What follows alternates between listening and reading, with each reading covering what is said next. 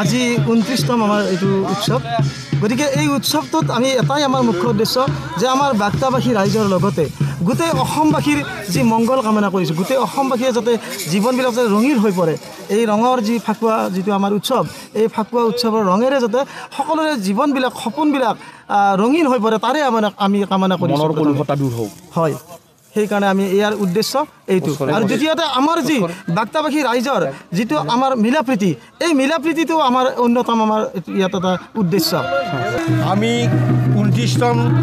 বাক্যা কয়াজনী আঞ্চলিক দৌল মহোৎসৱৰ যোগেদি আজি শ্ৰীকৃষ্ণৰ যি ৰঙীন এটা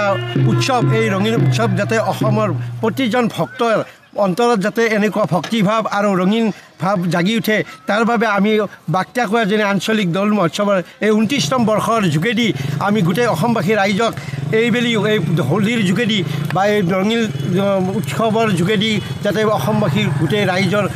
মনবিলাক প্ৰফুল্লতা আৰু অসমবাসী ৰাইজ যাতে ৰঙীন হৈ থাকে তাৰ বাবে মংগল কামনা কৰি এই বাক্যা কয়াজনী আঞ্চলিক দৌল মহোৎসৱ উদযাপন কৰিছোঁ।